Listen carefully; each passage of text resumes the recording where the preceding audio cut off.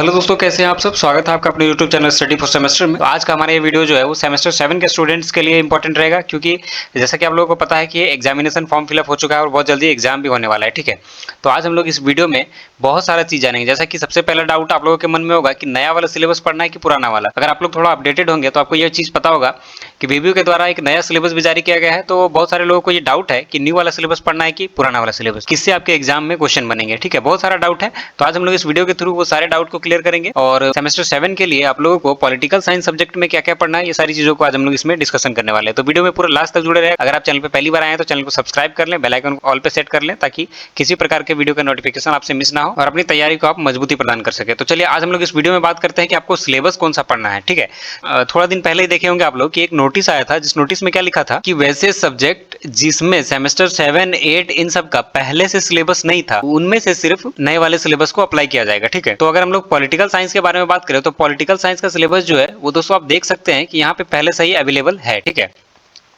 यहाँ जब हम लोग देखेंगे तो सेमेस्टर 7 वाला जो है वो पहले से ही अपडेटेड है। तो सेमेस्टर 7 और सेमेस्टर 8 दोनों का यहाँ पे पहले से है। तो एक तो हमारा डाउट क्लियर हो गया। नोटिस में जो लिखा था कि अगर पहले से सिलेबस नहीं है तो न्यू वाला इंप्लीमेंट होगा, लेकिन हमारे पास तो पहले से सिलेबस है, तो हम लोगों को पुराना वाला ही पढ़ना है। अब दूसरी बात यह है कि हम लोगों को पढ़ना कौन कौन सा है। ठीक है, क्या क्या सब्जेक्ट पढ़ना है, क्या क्या पेपर रहेगा, तो अब हम लोग ये चीजें इस वीडियो में डिस्कशन कर लेते हैं। अगर आपको कहीं पे जाना हो और रास्ता पता ना हो तो आप कैसे जा पाएंगे, नहीं जा पाएंगे, है ना। तो सबसे पहले हम लोगों के लिए जरूरी क्या होता है, किसी भी एग्जाम या किसी भी जर्नी के लिए हम लोगों को रास्ता पता होना चाहिए। और रास्ता क्या है, तो हमारा सिलेबस। ठीक है, क्या पढ़ना है, एग्जाम में क्या पूछा जाएगा, कहाँ से पूछा जाएगा, किन किन टॉपिक्स को क्लियर करना है, ये सारी चीजें हम लोगों को पता होनी चाहिए, है ना। तो आज हम लोग इस वीडियो के थ्रू क्या बात करेंगे, तो पॉलिटिकल साइंस के सेमेस्टर 7 के स्टूडेंट्स के लिए हम ये वीडियो लेकर के आए हैं। ठीक है, इसमें हम लोग पूरा सिलेबस डिस्कशन करेंगे और किस प्रकार से प्रश्न पूछा जाता है, इन सभी चीजों का भी डिस्कशन हम लोग इस वीडियो के थ्रू करेंगे। ठीक है, तो चलिए इस वीडियो को हम लोग आगे बढ़ाते हैं। और जैसा कि आप यहाँ पे देख पा रहे होंगे कि आज का हमारा जो सेशन है वो पॉलिटिकल साइंस वाले स्टूडेंट के लिए है। अगर किन्हीं और सब्जेक्ट से आप रिलेटेड हैं तो आप कमेंट कर सकते हैं, हम आपके लिए भी सिलेबस प्रोवाइड करवाएंगे। साथ ही सोशियोलॉजी के अगर आपके कोई दोस्त हैं या आपके कोई रिश्तेदार वगैरह सोशियोलॉजी डिपार्टमेंट से हैं या सोशियोलॉजी सब्जेक्ट से हैं, तो उनको आप चैनल पे जाकर के बता सकते हैं कि चैनल पे उनके लिए वीडियो अपलोडेड है। और यहाँ पे क्या है कि आप लोगों के लिए आप लोगों को सिलेबस समझाने के बाद उसका पूरा डिस्क्राइब करके कौन कौन से प्रश्न पूछे जाते हैं, कैसे पूछे जाते हैं, कैसे आंसर लिखना है, सारा कुछ आपको यहाँ पे मिलेगा। ठीक है, पूरा डिस्क्राइब करके आपको बताया जाता है ताकि आप एग्जाम में अच्छे से अच्छे स्कोर कर पाओ। ठीक है, तो आज हम लोग पॉलिटिकल साइंस के बारे में बात करेंगे। सबसे पहले हम लोग देखते हैं कि पेपर कौन कौन सा पढ़ना है हम लोगों को सेमेस्टर 7 के लिए। जैसा कि आप यहाँ पे देख पा रहे होंगे कि सेमेस्टर 7 में हम लोगों को टोटल 4 मेजर पेपर पढ़ना है और एक माइनर पेपर पढ़ना है। ठीक है, माइनर में आप जो भी अपना लिए होंगे सब्जेक्ट, जो भी सब्जेक्ट होगा वो आप देख लेंगे। बाकी आप मेजर पेपर में हम आपको यहाँ पे बता देते हैं कि आपको 4 सब्जेक्ट पढ़ना है, 4 पेपर पढ़ना है, जिसमें 16, 17, 18 और 19 आते हैं। ठीक है, 16 क्या है तो पब्लिक एडमिनिस्ट्रेशन, उसके बाद 17 क्या है तो contemporary issues in Indian politics, उसके बाद आपका मेजर पेपर 18 है इंडियन फॉरेन पॉलिसी, और मेजर पेपर 19 है आपका रिसर्च मेथोडोलॉजी। ठीक है, तो इन सभी चीजों के बारे में हम लोग डिस्कशन करेंगे कि कौन कौन से पेपर में क्या क्या पढ़ना है और कितना पढ़ना है। ठीक है, चलिए हम लोग आगे बढ़ते हैं और सीधा देखते हैं कोर्स कंटेंट, जहाँ पे लिखा होता है कि हम लोगों को कौन से सब्जेक्ट में कितना कितना पढ़ना है। तो चलिए हम लोग कोर्स कंटेंट के बारे में बात करें तो जैसा कि आप यहाँ पे देख पा रहे होंगे सेमेस्टर 7 और साथ ही क्या है मेजर पेपर 16 पब्लिक एडमिनिस्ट्रेशन। ठीक है, अब इसमें क्या क्या पढ़ना है इसके बारे में हम लोग डिस्कशन करते हैं।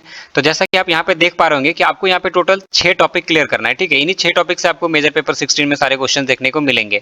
तो वो 6 टॉपिक क्या क्या है, तो पहला है लोक प्रशासन का अर्थ, प्रकृति और क्षेत्र। ठीक है, दूसरा टॉपिक क्या है तो नवीन लोक प्रशासन, न्यू पब्लिक एडमिनिस्ट्रेशन।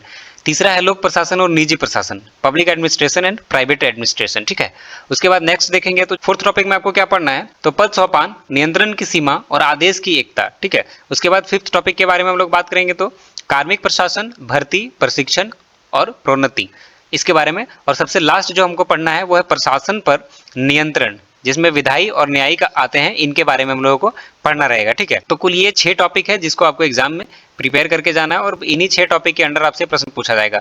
और प्रश्न कैसे पूछे जाएंगे हम लोग नेक्स्ट वीडियो में लेकर के आएंगे, डिटेल्स में कौन कौन से प्रश्न हो सकते हैं, कैसे प्रीवियस ईयर में पूछे गए हैं और नेक्स्ट आपको क्या पूछा जाएगा, ये सारी चीजों का डिस्कशन हम लोग वीडियो में आपको टाइम टू टाइम देते रहते हैं। तो चैनल को सब्सक्राइब कर लीजिएगा, आपने सब्सक्राइब नहीं किया है तो।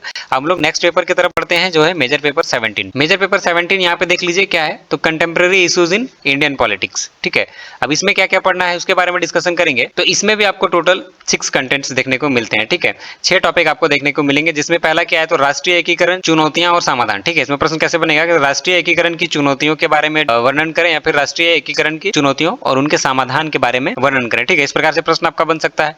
दूसरा क्या है तो पंथ निरपेक्षता और आरक्षण, ये टॉपिक आपको क्लियर करना है। साथ ही आपको भारतीय लोकतंत्र में मीडिया, जिसकी मीडिया की हम लोग क्या करेंगे तो भूमिका और सीमाएं के बारे में अध्ययन करेंगे, ठीक है, कि भारतीय लोकतंत्र में मीडिया की क्या भूमिका है और क्या उनकी सीमाएं। साथ ही अगर आगे देखेंगे तो भारत में गठबंधन या संविदा सरकार, ठीक है, कोएलिशन गवर्नमेंट जिसको हम लोग बोलते हैं।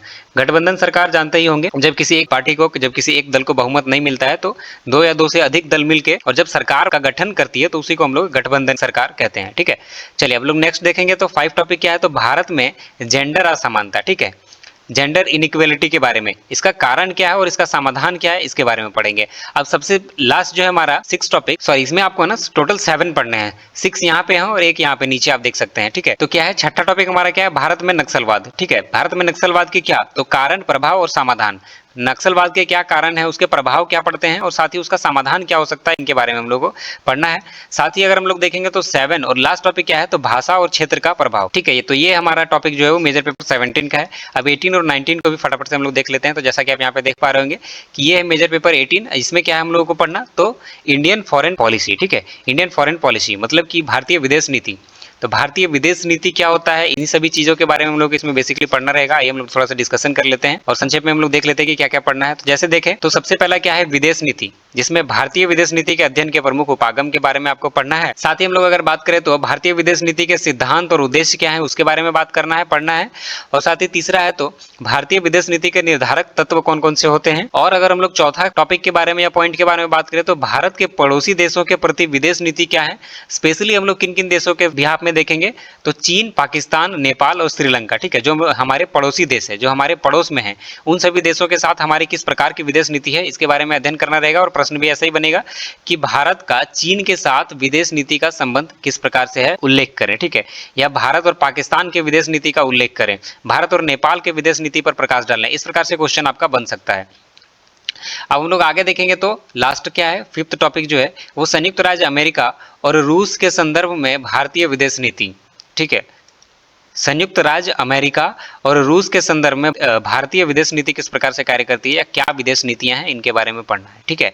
अब हम लोग आगे बढ़ेंगे और सबसे लास्ट पेपर जो हमारा है मेजर पेपर 19 उसके ऊपर थोड़ा सा डिस्कशन करते हैं। ये हमारा मेजर पेपर 19 जिसमें क्या है रिसर्च मेथोडोलॉजी। अब इसके कोर्स कंटेंट के बारे में अगर हम लोग बात करेंगे तो इसमें थोड़ा सा आपको ज्यादा पढ़ना है, ठीक है। टोटल अगर हम लोग बात करें तो इसमें टोटल 8 पॉइंट्स हैं जिसको आपको क्लियर कर लेना है। वो कौन कौन सा है तो वैज्ञानिक सामाजिक शोध का अर्थ और महत्व, दूसरा क्या है तो समाज विज्ञान में समस्या निर्माण वैज्ञानिक उपागम, तीसरा का हम लोग बात करेंगे तो सामाजिक विज्ञान अनुसंधान में वस्तुनिष्ठता की समस्या, चौथा टॉपिक जब हम लोग देखेंगे तो यहाँ पे क्या है प्राकल्पना की संकल्पना प्रकार और परिवर्त्य, ठीक है, यानी कि concept types and variables. 5th topic क्या है तो 5th टॉपिक है आंकड़े संकलन के उपकरण एवं तकनीक, ठीक है, जिसमें अवलोकन, प्रश्नावली, साक्षात्कार ये सभी क्लियर करना है। साथ ही आपको शोध परिविधियां जिसमें रिसर्च मेथड्स और साथ ही शोध विकल्प यानी रिसर्च डिजाइन, और लास्ट टॉपिक निर्देशन का प्रकार, महत्व और सीमाएं के बारे में आपको अध्ययन करना है, ठीक है। तो ये टोटल आपका 4 पेपर है और चारों पेपर में क्या क्या पढ़ना है ये सारी डिस्कशन हम लोग इस वीडियो में कर लिए। अब इसमें से आपसे किस प्रकार से प्रश्न पूछा जाएगा ये नेक्स्ट वीडियो में लेकर के आएंगे। तो अगर आप चैनल पे पहली बार आए हैं तो चैनल को सब्सक्राइब कर ले, बेल आइकन को ऑल पे सेट कर ले ताकि किसी भी वीडियो का नोटिफिकेशन आपसे मिस ना हो, सभी वीडियो को आसानी से देख करके आप अपने एग्जाम्स की तैयारी अच्छे से कर पाए, ठीक है। तो चलिए मिलते हैं फिर से किसी नेक्स्ट इंपॉर्टेंट टॉपिक के साथ, तब तक के लिए धन्यवाद।